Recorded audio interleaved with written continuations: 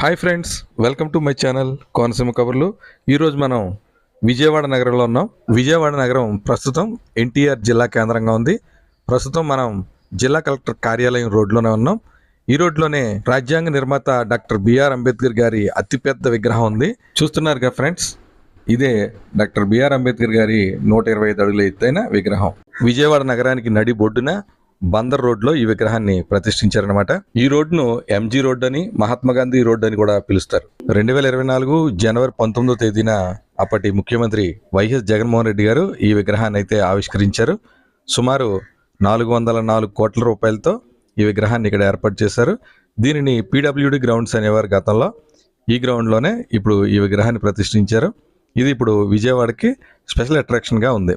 రాజధాని అమరావతిని చూసి వస్తూ మార్గ మధ్యలో ఇక్కడైతే ఈ విగ్రహాన్ని చూసేందుకు ఆగాం. గతంలో అమరావతికి సంబంధించి 2 వీడియోలు పెట్టాను మన ఛానల్లో.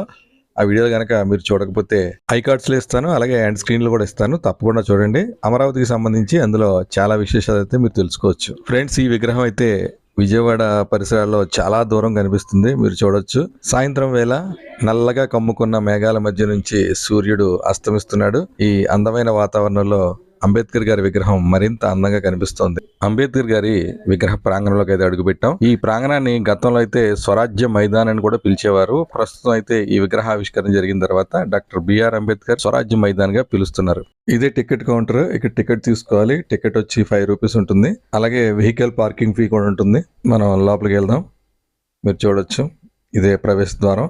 అలా బందర్ రోడ్ వైపు కూడా గేట్ ఉంటుంది, కానీ అది క్లోజ్ చేశారు. అటువైపు పార్కింగ్ లేదు కాబట్టి వెహికల్స్ పార్క్ చేస్తే ట్రాఫిక్ ఇబ్బంది కలుగుతుందని అటువైపు గేట్ క్లోజ్ చేసినట్టున్నారు. లోపల మనం ఏమేమి చూడొచ్చు అన్నది ఇక్కడ వివరాలు ఉన్నాయి, మనం చూడొచ్చు.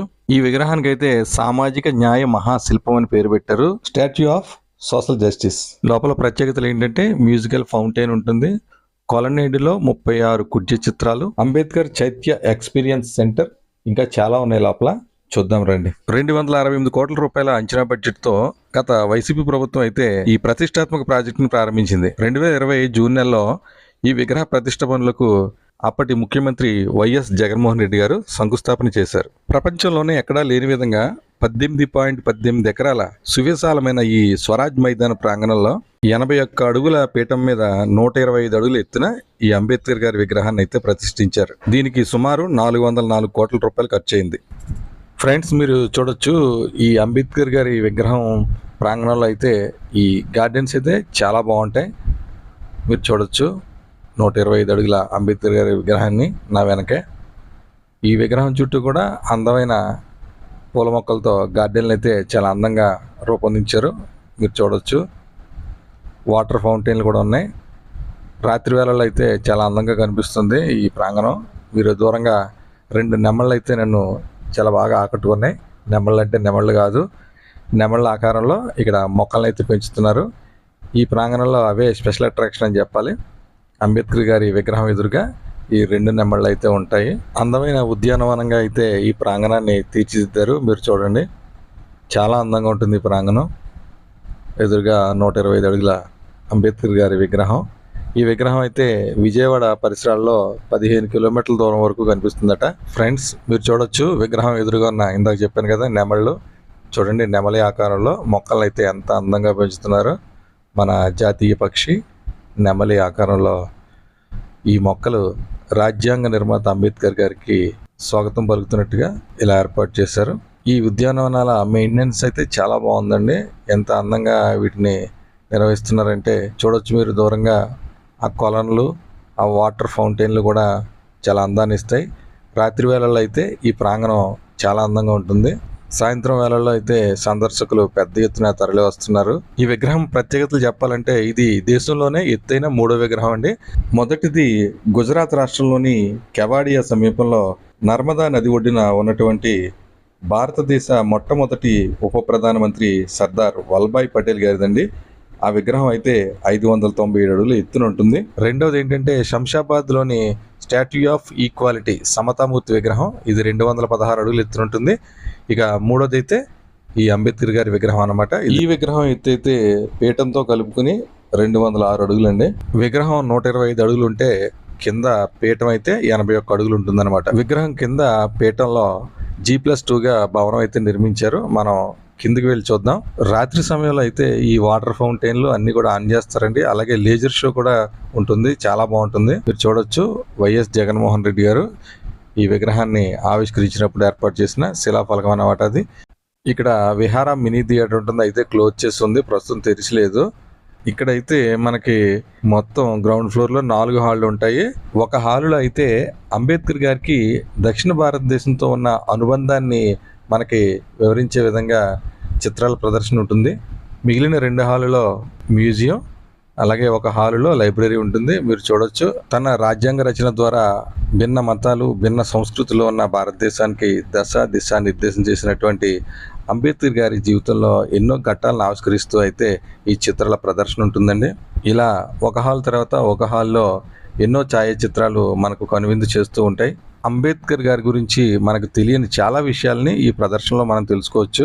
అంబేద్కర్ గారి మైనపు బొమ్మ అనుకుంటున్నాను ఇది. ఇక్కడ ఆయన పుస్తకాలు చదువుకుంటున్నట్టుగా బొమ్మనైతే ఏర్పాటు చేశారు.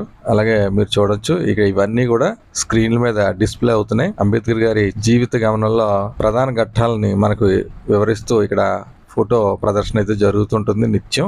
ఈ హాల్ నుంచి మరొక హాల్లోకి వెళ్తే అక్కడ దూరంగా మీరు చూడండి చెట్టు కింద కూర్చుని ఆలోచిస్తున్న అంబేద్కర్ గారి విగ్రహం అయితే అందరినీ కూడా ఆకట్టుకుంటుంది. ఇక్కడ చాలా మంది ఫోటోలు కూడా దిగుతున్నారు. అంబేద్కర్ గారి జీవితంలోని విశేషాలు తెలుసుకోవడానికి ప్రతి ఒక్కరూ ఒక్కసారైనా ఇక్కడికి రావాలండి. ఇక్కడికి వస్తే మనకి చాలా విషయాలు అయితే తెలుస్తాయి. ఇక్కడ అంబేద్కర్ గారు చెప్పిన మాటల్ని ఒక కొటేషన్ లాగా గోడల మీద ఏర్పాటు చేశారు. మీరు చూడొచ్చు. మానసిక పరిపక్వతే మానవ ఉనికికి అంతిమ లక్ష్యం కావాలి. మతం మనిషి కోసమే గాని మతం కోసం మనిషి కాదు. చరిత్ర మరిచిన వారు చరిత్ర సృష్టించలేరు. ఇలా ఆలోచింపజేసే కొటేషన్లు అయితే చాలా ఉన్నాయండి. ఇక్కడ మీరు చూడొచ్చు. ఇక్కడ ఈ డిస్ప్లేలన్నిటి మీద కూడా అంబేద్కర్ గారి ఫోటోలు, దానికి సంబంధించిన చరిత్రను వివరిస్తూ ఎంతో విపులంగా ఇక్కడైతే ఈ ప్రదర్శన ఉంటుందండి. అద్భుతమైన ఘట్టాలన్నమాట. అంబేద్కర్ గారి జీవిత చరిత్రలోని ఘట్టాలన్నీ మనం ఈ ఫోటోల రూపంలో చూసి స్ఫూర్తి పొందవచ్చు అన్నమాట. అంబేద్కర్ గారి బాల్యం, విద్య, వివాహం, ఉద్యోగం, రాజకీయ జీవితం, ఆయన చేసిన పోరాటాలు, రాజ్యాంగ నిర్మాణానికి సంబంధించిన ఎన్నో చిత్రాలను మనం ఇక్కడ చూడొచ్చు. ఈ ప్రదర్శన చూస్తుంటే చాలా అద్భుతంగా అనిపిస్తుంది అనమాట. మనం ఎన్నడూ చూడనటువంటి ఛాయాచిత్రాలను ఇక్కడ మనం చూడొచ్చు. 2016లో అప్పటి ముఖ్యమంత్రి చంద్రబాబు నాయుడు సారథ్యంలోని టీడీపీ ప్రభుత్వం రాజధాని అమరావతిలోనే 125 అడుగుల ఎత్తున అంబేద్కర్ విగ్రహాన్ని నెలకొల్పాలని భావించింది. 15 ఎకరాల స్థలంలో అంబేద్కర్ గారి విగ్రహంతో పాటు అంబేద్కర్ స్మారకాన్ని నిర్మించాలని అప్పటి తెలుగుదేశం పార్టీ ప్రభుత్వం అయితే భావించింది. అయితే 2019 ఎన్నికల్లో విజయం సాధించి అధికారంలోకి వచ్చిన వైఎస్ఆర్సీపీ ప్రభుత్వం ముఖ్యమంత్రి జగన్మోహన్ రెడ్డి గారి సారథ్యంలో విజయవాడలోని ఈ స్వరాజ్ మైదానంలో అంబేద్కర్ గారి 125 అడుగుల విగ్రహాన్ని ఏర్పాటు చేయాలని నిర్ణయించింది. ఈ విగ్రహ ఏర్పాటు కోసం నాగపూర్లో ఉన్న అంబేద్కర్ దీక్షాభూమి, ముంబైలోని చైత్యభూమి, లఖన్పూర్లోని అంబేద్కర్ మెమోరియల్, నోయిడాలోని ప్రేరణాస్థల్ వంటి వివిధ నమూనాలను అధ్యయనం చేసి ఈ విగ్రహ ఏర్పాటుకు రూపకల్పన చేశారు. 2022 మార్చి 21న పనులు ప్రారంభించగా 400 మెట్రిక్ టన్నుల స్టీలు, 120 టన్నుల కాంస్యం, 2200 టన్నుల శాండ్ స్టోను ఈ నిర్మాణానికి అయితే వాడారు. మొత్తం ఖర్చు అయితే 404,35,00,000 ఖర్చు అయింది. తెలంగాణ రాజధాని హైదరాబాద్లో కూడా 125 అడుగుల విగ్రహాన్ని అయితే అప్పటి ముఖ్యమంత్రి కేసీఆర్ ఏర్పాటు చేశారు. అయితే దానికి దీనికి వ్యత్యాసం ఏంటంటే ఆ విగ్రహం పీఠం అయితే 50 అడుగులే ఉంటుంది. ఈ విగ్రహం పీఠం అయితే 81 అడుగులు ఉంటుంది. దీంతో ఏంటంటే ఎత్తు హైదరాబాద్ విగ్రహం ఎత్తైతే 174 అడుగులు ఉంటే మన విజయవాడలోని విగ్రహం 206 అడుగులు ఎత్తు ఉంటుందన్నమాట.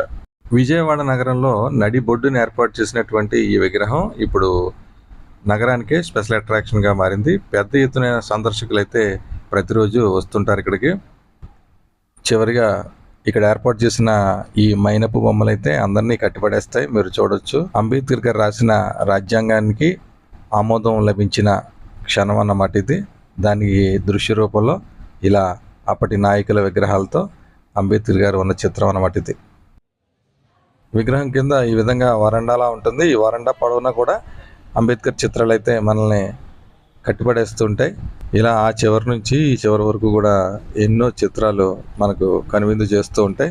అంబేద్కర్ గారి జీవితంలోని ప్రధాన ఘట్టాలను ఇలాగా పెయింటింగ్ చేసినట్టున్నారు. పెయింటింగ్స్లా ఉన్నాయి ఇవి. ఆ ఫోటోలకు సంబంధించిన వివరాలు కూడా అక్కడ ఏర్పాటు చేశారు, చదువుకోవచ్చు. ఒకసారైనా ప్రతి ఒక్కరూ సందర్శించాల్సిన ప్రాంతం ఇది. భారతదేశ రాజ్యాంగ నిర్మాత అంబేద్కర్ గారికి సంబంధించిన ఎన్నో ఘట్టాలను ఇక్కడ ఆవిష్కరింపజేశారు. ఓకే ఫ్రెండ్స్, ఈ వీడియో కనుక మీకు నచ్చినట్టయితే లైక్ చేయండి, షేర్ చేయండి. ఇలాంటి మరిన్ని వీడియోలు చూడడానికి కోనసీమ కబుర్లు యూట్యూబ్ ఛానల్ను సబ్స్క్రైబ్ చేసుకోండి.